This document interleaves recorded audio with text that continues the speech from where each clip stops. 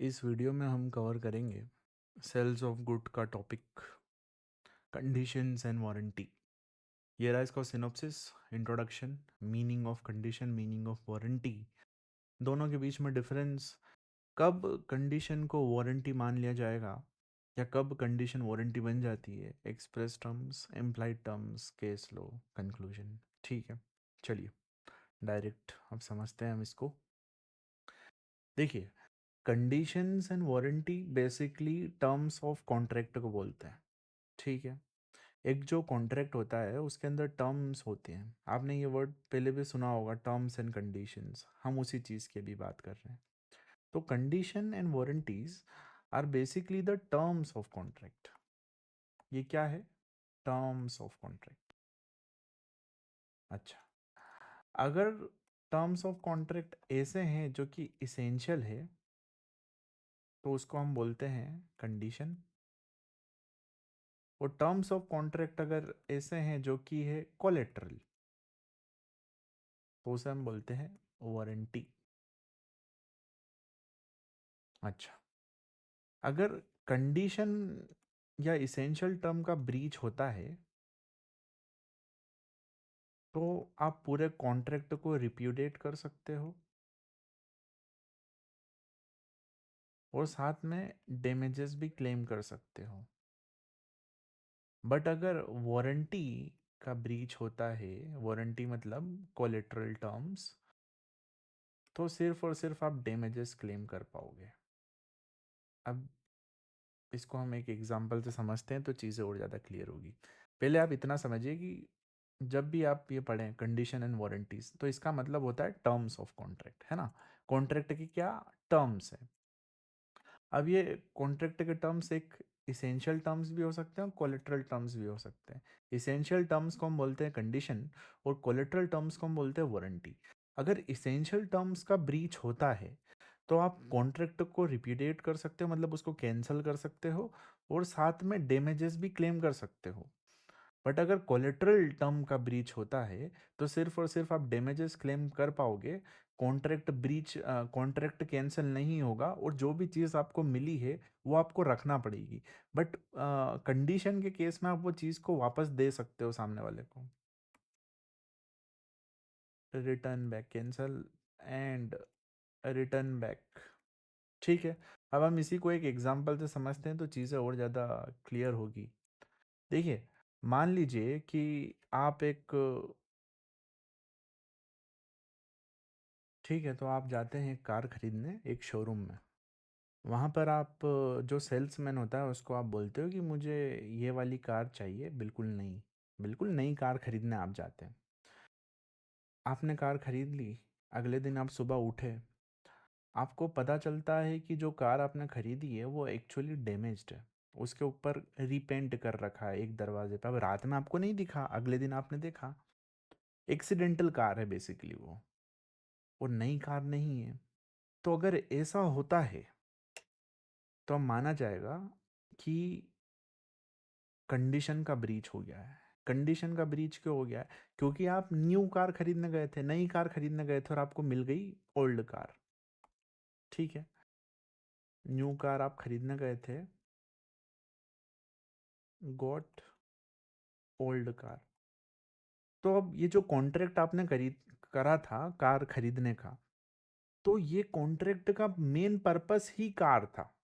ठीक है, अब वो जो कार आपने खरीदी, आप नई कार खरीदने गए थे और आपको पुरानी कार मिल गई, तो मेन चीज ही खत्म हो गई ना। ये जो इसेंशियल टर्म था, इसेंशियल टर्म क्या था कि नई कार मिले, this was essential term. Essential term ये था कॉन्ट्रैक्ट का, ये जो आपने करा जिससे आपको नई गाड़ी मिली, पुरानी गाड़ी मिली, आप नई गाड़ी लेने गए थे कि आपको नई गाड़ी मिले, लेकिन आपको उन्होंने पुरानी गाड़ी दे दी।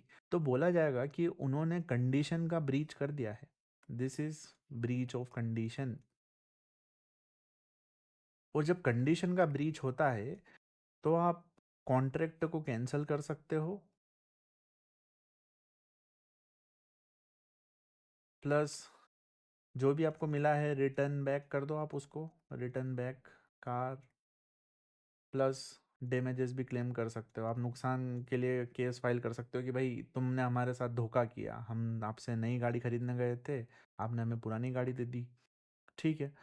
तो जब आप नई गाड़ी खरीदने जाओ और आपको पुरानी गाड़ी मिले तो बोला जाएगा कि ये इसेंशियल कंडीशन का ब्रीच हो गया है। ठीक है। अब कोलेटरल टर्म का समझते हैं हम। कोलेटरल टर्म क्या होता है? कोलेटरल टर्म को हम बोलते हैं वारंटी। ठीक है। मान लीजिए आप वापस कार खरीदने गए, सेल्समैन ने आपको बोला कि कार देगी 20 का एवरेज, 20 किलोमीटर पर लीटर चलेगी, बट एक्चुअली कार दे रही है 15 का एवरेज। सेल्समैन ने आपको बोला था, कॉन्ट्रैक्ट में भी लिखा है कि आप जो गाड़ी खरीद रहे हो वो 20 का एवरेज देगी, मतलब 1 लीटर पेट्रोल में 20 किलोमीटर चलेगी, लेकिन जब एक्चुअली आपने गाड़ी खरीदी तो वो 15 का ही एवरेज दे रही है। तो अब आप इसके लिए भी केस फाइल कर सकते हो, बट इसमें आप कॉन्ट्रैक्ट को कैंसिल नहीं कर पाओगे। यहाँ पर सिर्फ और सिर्फ only damages, only damages can be claimed. Contract will remain. ठीक है।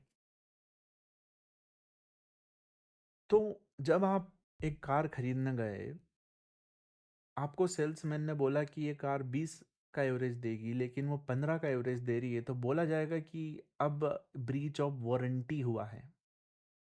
ठीक है। ब्रीच ऑफ वारंटी मतलब कोलेटरल टर्म्स का वायलेशन हुआ है कॉन्ट्रैक्ट के। और जब कोलेटरल टर्म का वायलेशन होता है तो सिर्फ और सिर्फ डैमेज मिलेंगे, कॉन्ट्रैक्ट कैंसिल नहीं होगा। ठीक है। तो आप ये दो एग्जाम्पल समझिए, याद रखिएगा, चीज़ें अपने आप क्लियर हो जाएगी। एक बार मैं इसको वापस से थोड़ा सा समराइज करता हूँ। देखिए, कंडीशन ऑन वारंटीज का मतलब होता है टर्म्स ऑफ कॉन्ट्रैक्ट। अगर टर्म्स ऐसे हैं कॉन्ट्रैक्ट के जो इसेंशियल है, जैसे कि आप नई गाड़ी लेने गए और आपको पुरानी गाड़ी मिल गई, तो बोला जाएगा कि आपके कंडीशन का वायलेशन हुआ है।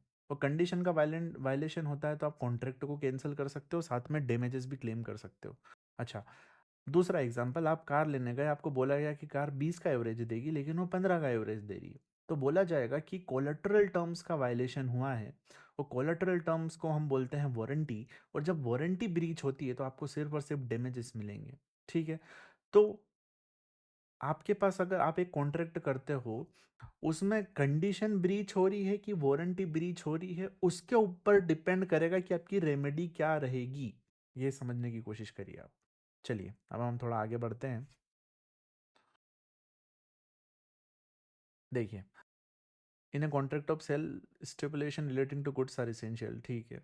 इन स्टिपुलेशन को हम कंडीशन और वारंटी बोलते हैं। स्टिपुलेशन मतलब वही टर्म्स, टर्म्स को आप बोल दो टर्म्स इक्वल्स टू स्टिपुलेशन। ठीक है। अब हम डेफिनेशन पे आते हैं। कंडीशन ऐसी टर्म्स होते हैं, स्टिपुलेशन मतलब टर्म होता है जो कि इसेंशियल होता है, ये हम पहले ही पढ़ चुके हैं। जो इसेंशियल टर्म्स होते हैं उसी को हम बोलते हैं कंडीशन। किस चीज़ से इसेंशियल होते हैं? Essential to the main purpose of contract. अब जैसे हमने कार वाला एग्जांपल लिया था, इसमें मेन पर्पस क्या था? Buy new car. और वही अगर वायलेट हो गया तो बोला जाएगा कंडीशन वायलेट हो गई। It goes to the root of the contract, मतलब कि अगर ये आपने वायलेट कर दिया, इसको अगर आपने डिस्ट्रॉय कर दिया तो पूरा कॉन्ट्रैक्ट डिस्ट्रॉय हो जाएगा। Its breach give party right to repudiate, मतलब कॉन्ट्रैक्ट को आप टर्मिनेट कर सकते हो, आप डैमेजेस भी क्लेम कर सकते हो। यही चीज़ हमने पढ़ी है। एग्जाम्पल वही कार वाला। A purchases a car stating it must be new. If a car delivered is second hand, the stipulation is breached, he can reject the car and terminate the contract, plus he can claim damages as well। ठीक है। वही आप नई गाड़ी खरीदने गए, आपने सामने वाले शोरूम में भी बोला कि आपको नई गाड़ी चाहिए, लेकिन उन्होंने कॉन्ट्रैक्ट करा लिया और आपको पुरानी गाड़ी डिलीवर कर दी, तो आप वो पुरानी गाड़ी वापस से शोरूम वालों को दे सकते हो। आपका जो भी कॉन्ट्रैक्ट है उसको कैंसिल कर सकते हो, साथ में आप डैमेजेस भी क्लेम कर सकते हो। इसी चीज़ को हम बोलते हैं कि ये कंडीशन का वायलेशन हुआ है। ठीक है। Meaning of warranty. वारंटी एक ऐसा स्टिपुलेशन होता है, एक ऐसा टर्म होता है कॉन्ट्रैक्ट का जो कि कोलेटरल है to the main purpose of a contract. Example हमने वो पेट्रोल वाला लिया कि आप एक गाड़ी खरीदने गए, उन्होंने प्रॉमिस किया कि गाड़ी 20 का एवरेज देगी, लेकिन गाड़ी 15 का दे रही है। तो आप पूरी कार को रिजेक्ट नहीं कर पाओगे, सिर्फ और सिर्फ आप कंपनसेशन क्लेम कर सकते हो। क्यों? क्योंकि ये वारंटी वायलेशन हुआ है। इसेंशियल कंडीशन वायलेट नहीं हुई, ये कोलेटरल वारंटी वायलेट हुई है, तो इसलिए सिर्फ और सिर्फ कंपनसेशन आप क्लेम कर पाओगे। ठीक है, गाड़ी गाड़ी आपको इस बार नहीं मिली, बस वो एवरेज कम दे रही है। ठीक है, एक बार हम डिस्टिंक्शन पढ़ लेते हैं। कंडीशन इसेंशियल टर्म होता है, वारंटी कोलेटरल टर्म होता है। अगर ये वायलेशन हुआ तो आप रिजेक्ट भी कर सकते हो, डैमेजेस भी क्लेम कर सकते हो। यहाँ पर सिर्फ और सिर्फ डैमेजेस क्लेम करेंगे, गाड़ी तो आपको रखना पड़ेगा अगर वारंटी का वायलेशन हुआ है। Goes to root, does not goes to root. Contract can be repeated, contract continues. ठीक है, यही पढ़ा है हमने, बस थोड़ा सा उसको टेबल फॉर्म में लिख दिया। अच्छा, व्हेन कंडीशन में be treated as warranty, condition हम वापस से लिख देते हैं, कंडीशन इसेंशियल टर्म्स होते हैं, वो वारंटी होती है कोलेटरल टर्म्स। तो कब इसेंशियल टर्म को कोलेटरल टर्म की तरह ट्रीट किया जाएगा? पहला, वॉलेंट्री वेवर, बायर ने ही कंडीशन को वेव कर दिया और उसने चूज करा कि नहीं नहीं, मुझे कॉन्ट्रैक्ट को कैंसिल नहीं करना है, सिर्फ और सिर्फ डैमेजेस को क्लेम करना है। एग्जाम्पल से समझते हैं। ए ने एक मशीन खरीदी, जो मशीन थी वो उसमें थोड़ा बहुत पुरानी थी, मान लीजिए नई नहीं थी, उसने बोला था नहीं खरीदना। इंस्टेड ऑफ रिजेक्टिंग, उसने बोला कि चलो ठीक है, अब तुमने मशीन दे ही दी है, काम भी ठीक ठाक कर रही है, थोड़ी पुरानी है, तो ऐसा करो कि मुझे थोड़ा सा डिस्काउंट दे दो, मुझे थोड़ा सा कंपनसेशन दे दो। तो ये अलाउड है। अगर ऐसा उसने करा और उसने डिस्काउंट भी ले लिया, तो हम बोला जाएगा कि उसने अपनी जो कंडीशन है उसको वेव कर दिया, और ये एज अ वारंटी ट्रीट किया जाएगा। अब इसके बाद वो वापस से रिटर्न नहीं कर पाएगा, ठीक है, मशीन को। दूसरा, acceptance of goods, if the goods has been accepted he can not reject them later unless contract provide otherwise. ठीक है, ए ने गुड्स खरीदे, उनको लगातार कुछ हफ्तों के लिए यूज़ किया बिना कुछ कंप्लेन के, अब बाद में आप रिजेक्ट नहीं कर पाओगे इसको। आप उसके एग्जांपल से समझिए। मान लीजिए कि आपके घर पे फ्लिपकार्ट से आपने एक एसी बुलाया, ठीक है। अब एसी आपने चलाया, आपने लगवा भी लिया, ठीक है। अब एसी में से थोड़ी कट-कट करके आवाज़ आ रही है। अब इनकी पॉलिसी रहती है कि 7 दिन, 10 दिन, 14 दिन, मान लेते 14 दिन की रिटर्न पॉलिसी थी। अब आपने 14 दिन तक बढ़िया एसी यूज़ करा, आपने रिटर्न नहीं करा, आपने कुछ भी कंप्लेन नहीं करी। अब 1 महीना हो गया, 1 महीने बाद आपको लगा यार नहीं यार, मज़ा नहीं आ रहा, अब इसको रिटर्न कर देते हैं। अब आप रिटर्न नहीं कर पाओगे उसको। क्यों? क्योंकि आपने एक्सेप्ट कर लिया गुड को। अगर आपके एसी में कुछ दिक्कत थी, आपको नज़र आ गई थी, तो 14 दिन थे, उसके अंदर आपको कर देना था उसको रिटर्न, पर आपने नहीं किया। तो माना जाएगा आपने भी जो कंडीशन है उसको, अब it will be considered as a warranty. अब वो आप गुड्स को रिजेक्ट नहीं कर पाओगे, डैमेजेस तो आप फिर भी क्लेम कर लोगे। आप बोल सकते हो कि आप कंपनी में फ़ोन लगा के बोलो कि भैया हमने नया एसी लिया था, तो वो आके रिपेयर विपेयर करवा देंगे फ्री में। बट अब वो आप पूरा का पूरा एसी रिटर्न नहीं कर पाओगे। ठीक है, ये यही कह रहा है ये। देखो, इसेंशियल टर्म अगर कंडीशन वायलेट होती है तो आप चीज़ रिटर्न कर सकते हो। अगर वारंटी वायलेट होती है तो आप चीज़ रिटर्न नहीं कर सकते हो, आप सिर्फ डैमेजेस क्लेम कर सकते हो। ठीक है, एसी वाला एग्जांपल यहाँ पर लिख देते हैं हम, AC example. Making noise, AC noise बना रहा था, फिर भी you did not return it for 1 month, जबकि एक्चुअली आपको कर देना चाहिए था। Indivisible contract. ठीक है, एग्जांपल से समझते इसको। आपने एक कॉन्ट्रैक्ट करा, उसमें 100 कुर्सियाँ बुलाई, आपने उनको 10-15 दिन यूज़ भी कर लिया, बाद में हमको पता चला कि नहीं यार, इन कुर्सियों में कुछ ना कुछ दिक्कत आ रही है। अब क्योंकि आपने यूज़ कर लिया है, और क्योंकि आपने उनको थोड़ा-सा पुराना भी कर दिया है, और क्योंकि मान लीजिए कि ये 100 में से 20 कुर्सियाँ खराब थी, तो अब आप पूरा का पूरा कॉन्ट्रैक्ट कैंसल नहीं कर पाओगे। ये जो 20 कुर्सियाँ हैं ना, इसका आप कंपनसेशन क्लेम कर सकते हो। बस ये यही कह रहा है, इंडिविजिबल कॉन्ट्रैक्ट। ठीक है। अब ये जो टर्म्स एंड वारंटीज़ हो, कंडीशन और वारंटीज़ जो होते हैं, ये 2 टाइप के होते हैं। एक होते हैं एक्सप्रेस, ये आपने पहले से ही लिख रखा है, it is expressly agreed upon by the parties. Parties ने या तो बोल कर या लिख कर लिया है, डिसाइड कर लिया कि भाई हमारे कॉन्ट्रैक्ट के इन चीज़, ये चीज़ें कंडीशन होगी और ये चीज़ें वारंटी होगी। ठीक है, इन्होंने डिसाइड कर लिया कि XYZ हमारी कंडीशन है कॉन्ट्रैक्ट की, और ABC वारंटी है। ठीक है, ये लिख लिया आपने कॉन्ट्रैक्ट में। दूसरी, इम्प्लाइड, ये आपने ना तो इनके बारे में बोला ना लिखा, पर कोर्ट मान लेगी कि ऐसा होता है, ऐसी कंडीशन होती है। इसको हम एग्जाम्पल से समझते हैं। Condition is to title. ठीक है, जब भी आप एक कॉन्ट्रैक्ट करते हो, आप जब भी किसी भी पर्सन से कोई भी गुड्स खरीदते हो, तो ये माना जाएगा कि जिसने आपने जिससे गुड्स खरीदे हैं उसके पास टाइटल था, ये माना जाएगा। लो प्रिज्यूम करता है, ये लो डीम करता है, ये लो डीम्स। ठीक है, एग्जाम्पल समझते हैं। A sells a stolen car to B, true owner claims the car, B can recover the full price. ठीक है, क्या हुआ कि ए ने स्टोलन कार बी को दे दी। अब जो कार का असली मालिक था उसने बी के ऊपर केस फाइल कर दिया और कोर्ट ने बोला कि नहीं भैया, इनकी कार वापस इनको दो। अब ये जो बी है जिसने एक्चुअल पेमेंट, जिसने गलती से चोरी की गाड़ी खरीद ली थी, वो ए से रिकवर कर पाएगा फुल प्राइस। क्यों? क्योंकि ये वायलेशन है कंडीशन का एज टू टाइटल। ठीक है, ये इम्प्लाइड कंडीशन है। इसका मतलब देखिए, ये कॉन्ट्रैक्ट बना, इसके अंदर कहीं पर भी ऐसा टर्म या कंडीशन नहीं लिखी थी, ये कहीं पर भी नहीं लिखा था कि यदि टाइटल डिफेक्टिव हुआ, या यदि यदि मैं जो गाड़ी खरीद रहा हूं यदि वो किसी और की निकली, तो यदि मुझे वो गाड़ी उसको देना पड़ी, तो जो भी मैंने पेमेंट तुम्हें दिया है मैं रिकवर कर पाऊंगा। ऐसा कॉन्ट्रैक्ट में कहीं भी नहीं लिखा था। ठीक है, बट कोर्ट मानेगी कि ऐसा लिखा था, इसी को बोलते हैं इम्प्लाइड कंडीशन। वापस से समझाते हैं, ये तो चीज़ें और क्लियर होगी। ए ने स्टोलन कार बेची बी को। ठीक है, ये कार किसकी थी? ये कार थी सी की। सी ने बी के ऊपर केस कर दिया और ये कार सी को मिल गई, गॉट बैक। अब इसने तो ए को दिए थे 10 लाख रुपए, 10 लाख रुपए में कार खरीदी थी, इसको नहीं पता था।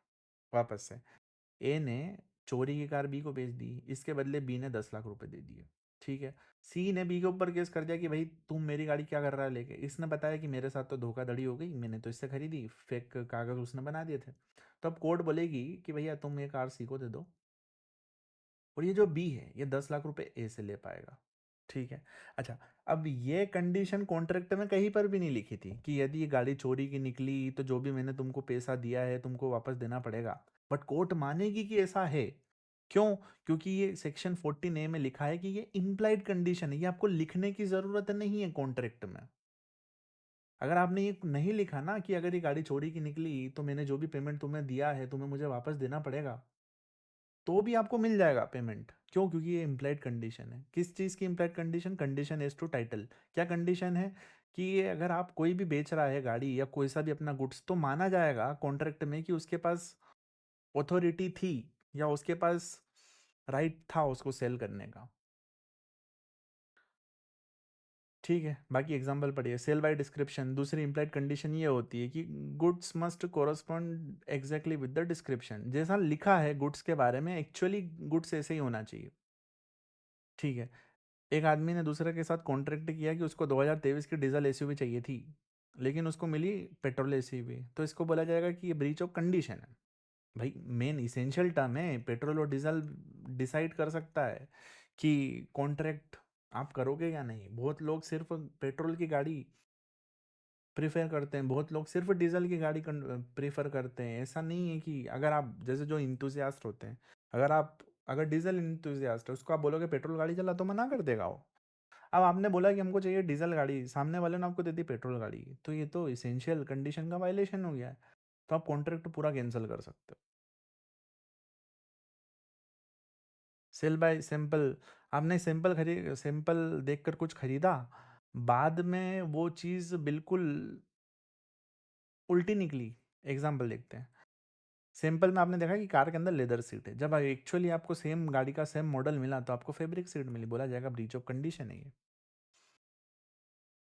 ठीक है, similarly caveat emptor, buyer ask for car suitable for hill driving, car over heats in hill, breach of condition. ये हम पहले भी पढ़ा चुके हैं तो हम इसलिए शॉर्ट में कर रहे हैं। ठीक है, केवियट एम्प्टर वाली वीडियो भी आप देख सकते हैं, मर्चेंट ऑयल क्वालिटी। आपने एक नई गाड़ी खरीदी, लेकिन वो गाड़ी 2 दिन में ही काम करना बंद कर दिया उसने, इंजन सीज हो गया। बोला जाएगा कि वो जो गाड़ी है वो मर्चेंटल क्वालिटी की नहीं है। मर्चेंटल क्वालिटी की मतलब इज अ गुड जो कि फिट हो for ordinary use and saleable हो मार्केट में। ठीक है। तो ये जितने भी है इनको माना जाएगा। ये जो इम्प्लाइड कंडीशंस है ये आपको कॉन्ट्रैक्ट में लिखने की ज़रूरत नहीं है। अगर आप नहीं भी लिखोगे तो भी लो डीम करेगा कि ये चीज़ें है। ठीक है। अब आते हैं हम इम्प्लाइड वारंटी में। इम्प्लाइड वारंटी ये रहती है हर कॉन्ट्रैक्ट में कि आपने जो भी गुड्स परचेज किया है आप उसको क्वाइटली पोजेस कर पाओगे, अच्छे से इंजॉय कर पाओगे। Buyer should enjoy peaceful possession. ठीक है। इसका मतलब कोई भी थर्ड पार्टी इंटरफेरेंस नहीं करेगी और सेलर गारंटी करता है लॉफुल यूज। ठीक है। वही है। बायर ने कार खरीदी, उस कार में कुछ डिस्प्यूट हो गया जिसकी वजह से वो जो गाड़ी खरीदी बायर ने वो उठा के बैंक वाले ले गए। अब बोला जाएगा कि ब्रीच ऑफ वारंटी है, जो भी नुकसान होगा बायर का वो पे करना पड़ेगा सेलर को। फ्री फ्रॉम इनकम्बरेंस, इनकम्ब्रेंसेस जो भी पढ़ते हैं उसको इनकम्ब्रेंसेस। मतलब goods must be free from hidden charges. आपने गाड़ी खरीदी, सेकेंड हैंड गाड़ी खरीदी, आपको सामने वाले सेलर ने बोला कि इस गाड़ी पर कोई भी लोन नहीं है या हाइपोथिकेशन नहीं है, बट बाद में हमको पता चलता है कि जो गाड़ी आपने खरीदी उसके ऊपर पहले से ही लोन चल रहा है। तो अब आप बोला जाएगा कि आपके इम्प्लाइड वारंटी का वायलेशन हुआ है and you can claim damages. ठीक है। वारंटी इज टू क्वालिटी और फिटनेस सिमिलरली। वही एग्जांपल की कार आपको प्रॉमिस किया गया कि कार 25 का एवरेज देगी लेकिन एक्चुअली 20 का दे रही है, आप डैमेजेस क्लेम कर सकते हो। ठीक है। केस लॉ, ये वाला याद रखिएगा, पोसार्ड वर्सेस स्पायर।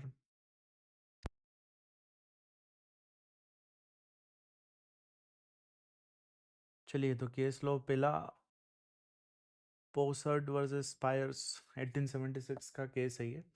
इसमें क्या होता है कि एक जो ओपेरा सिंगर है वो ओपनिंग नाइट में परफॉर्म नहीं कर पाती है, जो कि क्रूशियल पार्ट रहता है कॉन्ट्रैक्ट का। तो कोर्ट बोलती है, इशू ये रहता है कि क्या ये जो फेलियर था ये वायलेशन ऑफ कंडीशन है या वारंटी है। बोला गया है कि ये वायलेशन ऑफ कंडीशन है। कंडीशन बोले तो इसेंशियल।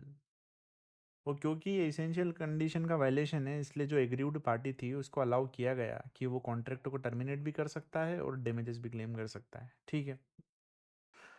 बेसिकली इस केस में क्या हुआ था कि एक आदमी था, उसने एक सिंगर को हायर करा था गाना गाने के लिए। अब वो गाना ही नहीं गा पाई, जिस चीज के लिए सिंगर को हायर करा था वही नहीं कर पाई, वो तो कॉन्ट्रैक्ट तो वो टर्मिनेट भी कर सकता है और डैमेजेस भी क्लेम कर सकता है। भाई उसने अगर एक आदमी ने अगर रखा था।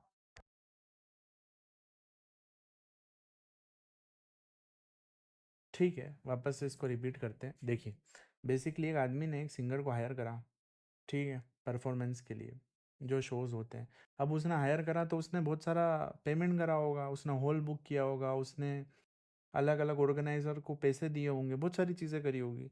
अब वो सिंगर ने परफॉर्म ही नहीं करा तो उसको तो नुकसान हो गया। तो जो कॉन्ट्रैक्ट के लिए जो पैसे उसने दिए थे सिंगर को वो पूरे के पूरे रिकवर कर सकता है। मान लीजिए कि उसने 10 लाख रुपए दिए थे, साथ में जो उसको नुकसान हुआ है सिंगर के परफॉर्म नहीं करने से वो डैमेजेस भी क्लेम कर सकते हैं। ठीक है। तो 10 लाख रुपीज़ तो उसको फीस थी वो वापस देना पड़ेगी, और मान लीजिए कि 20 लाख रुपए का अरेंजमेंट था ऑर्गेनाइजर को उसने दिए थे, उनका नुकसान हुआ तो टोटल इसको 30 लाख रुपए मिल जाएंगे। क्यों? क्योंकि ब्रीच ऑफ कंडीशन हुआ है। ब्रीच ऑफ कंडीशन मतलब इसेंशियल टर्म्स का वायलेशन हुआ है यहाँ पर। इसेंशियल टर्म क्या है यहाँ पर कि आपको परफॉर्म करना है ओपनिंग नाइट पर ओपेरा सिंगर को। ठीक है। ब्रीच ऑफ वारंटी एक वही सिंगर वाला एग्जांपल है, बट उसने मेन परफॉर्मेंस तो दिया लेकिन रिहर्सल मिस कर दी। तो ये बोला जाएगा कि ये ब्रीच ऑफ वारंटी है। इसमें थोड़े बहुत डैमेजेस आप क्लेम कर सकते हो लेकिन कॉन्ट्रैक्ट टर्मिनेट नहीं कर सकते। ठीक है। Conclusion, the distinction between condition and warranty under sales of good act is fundamental to the law of sale. ये डिटरमाइन करता है कि आपके पास क्या रेमेडी रहेगी। अगर वारंटी वायलेट होती है तो आप सिर्फ डैमेजेस क्लेम कर पाओगे, और अगर कंडीशन वायलेट होगी तो आप कॉन्ट्रैक्ट भी कैंसिल कर सकते हो, डैमेजेस भी क्लेम कर सकते हो। देयरफॉर इन दोनों का डिस्टिंक्शन बहुत इंपॉर्टेंट है। ये घुमा फिरा के आपको लिखना है जो हमने अभी ऊपर से नीचे तक पढ़ा है। ठीक है। अब इसको हम समराइज कर देते हैं पूरी वीडियो को। देखिए, कंडीशन एंड वारंटी क्या होती है? टर्म्स ऑफ कॉन्ट्रैक्ट होते हैं। अगर टर्म्स इसेंशियल है तो हम उसको बोलेंगे कि ये कंडीशन है, उसका ब्रीच होगा तो आप कॉन्ट्रैक्ट कैंसिल कर सकते हो, डैमेजेस क्लेम कर सकते हो। अगर टर्म्स ऐसे हैं जो कि कोलेटरल है उनको हम बोलते हैं वारंटी, उसका अगर ब्रीच होगा तो आप सिर्फ डैमेजेस क्लेम कर पाओगे, ये न्यू कार वाला एग्जांपल याद रखिएगा कि आप नई कार लेने गए और पुरानी कार आपको मिल गई, बोला जाएगा कंडीशन वायलेट हुई है। आप कार लेने गए, आपको बोला गया कि 20 का एवरेज देगी लेकिन 15 का दे रही है, तो बोला जाएगा कि वारंटी वायलेट हुई है। अगर कंडीशन वायलेट होगी तो आपको पूरी की पूरी कार वापस आप सामने वालों को दे देना, वो आपको पूरा पेमेंट देंगे और साथ में आप डैमेजेस भी क्लेम कर सकते हो।